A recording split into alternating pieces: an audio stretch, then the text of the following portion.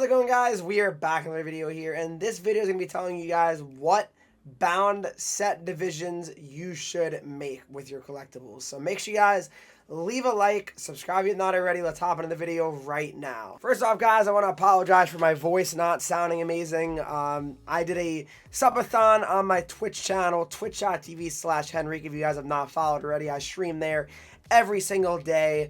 But yeah, I talked a lot.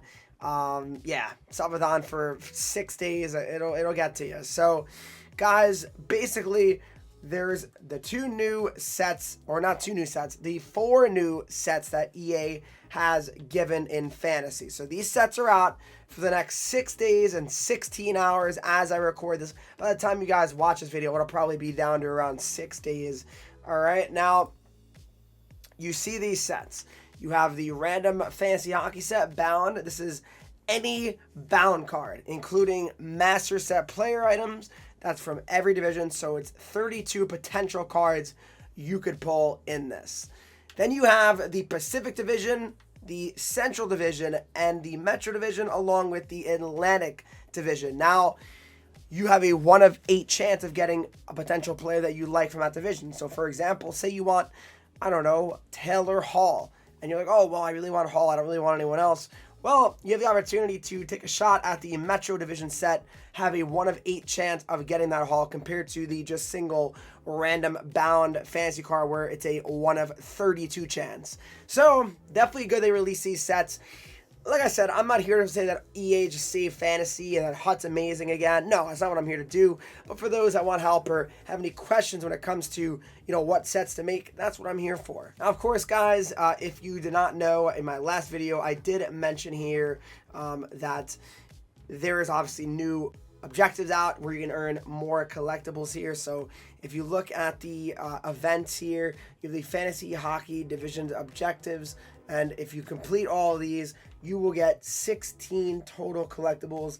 And after the 16 collectibles, you will have enough for another bound. So if you do the original fantasy objectives here, along with the fantasy moments and the fantasy hockey divisions, you get a total of 32. So you're able to make 2 bound sets, 32 collectibles total. And I think the smartest thing to really do, guys, is probably just make 2 random bound sets instead of making 1 outright 40 collectibles if you have enough in your collection to do so. I don't think that's really particularly worth it. I just don't. But now let's actually look at what card I think might be the best for you. Now, people have been asking me, what division, Henreek, what is the one to do, right? Well, all right. Now, here's what I think. All right. Now, you have the MSPs here. You have the event cards here. And here are the other event cards. Now, I'm going to say right now, guys, the first division that I think is very, very worth trying to make is the Metropolitan Division. Why do I think that is? Well, the Metro has a lot of good player options, all right? First off, you have the highest rated MSP. It's Taylor Hall, 84 overall. Big thing to note, though, with Taylor Hall is he's kind of more like on the injury-prone side of things. He's gotten hurt a lot over, his career. But, I mean, last year he stayed fairly healthy, which is nice. The Hurricanes, they're not a team where, a ton of goals get put up by, individual players. Not sure of Hall's, role. But his card at 84 overall is pretty usable already. He has 90 speed, 90 acceleration. You also have Matt Barzal, who's a pretty solid card already as well. Decent speed.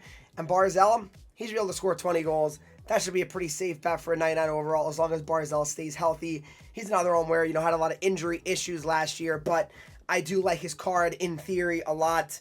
You also have Chris Letang. Don't love that one, I'm going to be honest, because Letang is just getting very, very old here. And with the fact that I just don't think he's very good really anymore. You have Anthony Beauvillier, who's also an 84 overall. Beauvillier, I mean, he could be pretty decent. Caps kind of had a Cinderella type season last year where a lot of things just kind of fell into place and worked out. But he's already 84 overall, so that makes him pretty decent, I would say, and usable. Palat, I'm going to be honest, not the greatest one here. He's going to be playing on the 3rd line for the Devils so far from what I've seen in the preseason lines as a Devils fan. But in general, Palat's not really a great option. Yeah, he's 84 overall. That's pretty nice, but yeah, not the guy I would choose if I'm as a Devils fan. You also have Ivan Provorov, who, he had a decent year last year as well for Columbus. Columbus is a team that's kind of interesting in terms of, like, are they going to take that next step again and make the postseason? So, last year he had 7 goals. So, 1, 2, 3, 4, 5, 6, 7. He's getting close to 99 with the 7 goals. He has scored 17 before in his career. He scored 13, 9. Like, he can score goals. It just depends on, how much he's shooting, really, I guess, is the key with Provorov. And then when you look at the other Metro cards here, you have the Sean Couturier Lafreniere as well. So I like the Laf a lot. I think he'll have a bounce back year this year for the Rangers. Laf. I feel like, last year was kind of a disappointment. I know he's had a fancy card in previous years. I actually did hit 99 as well. I think this card can be really good. Couturier, not a fan of. But why I like the Metro so much is that I think there's a lot of cards that are very, very likely to do well. So, Laf, think's an awesome one. Provorov, I like as well. Beauvillier, not bad either. Hall, love it. Barzell, love it. That's awesome. Like, there's a lot of cards that I think are very, very strong options. And then the other division, guys, that I think is really most worth it, it is the Atlantic. All right, now the Atlantic division, I believe, is very worth it here because, they have cards like, well, of course, Anton Lundell is a big one, guys. You want to know why Anton Lundell is a big one? Because Barkov is out for the entire season. Lundell is going to get a lot of opportunity. He's going to probably play a lot more minutes than he's used to. So that is going to make his card very, very interesting and should be very good in reality. So that'd be a pretty good card to pull as well. Brendan Gallagher is another one that's pretty solid because Gallagher, he's another one where, like, Habs, this should be a good team again, right? I mean, you would think. He's a guy that definitely cleans up a lot of goals front of the net type player. Last year he had 21 goals, so doesn't need 21 goals to hit 99, so that's a good thing. I think I'm pretty good bet he'll score at least 15 to 16 goals, which would be pretty much what you're looking for, guys, when it comes to hitting a 99 overall. And he has quick release too. So another thing people have been kind of wondering as well is, are these guys going to get, extra X factors as they, go up in overall? That we don't know. But Gallagher is definitely another good option potentially to get. You also have, I don't love JVR. I'm going to be honest, I don't love JVR here. I mean, he would be a good one. But I just don't think JVR, he's getting older. He's 36 years old. Just kind of find it hard to believe that JVR's really got much left to give. Last year he did score 16 goals, right? That's great, but it just, it's kind of getting tough for him at this point. How many more years does he have, right, of putting up even, decent goal numbers? Riley could be pretty solid. I heard he's playing power play 1 potentially for the Leafs. Don't quote me on that, but I've heard that he might. Bjorkstrand is another one that I think could be really solid. 6 foot here. Bjorkstrand, as a Devils fan, he's always scored and torched the Devils for years and years and years. Bjorkstrand put up 21 goals last year as well. So, all he needs to do is score 20 goals. He's a 99 overall. He's pretty much a 20-goal guy every single year for the most part.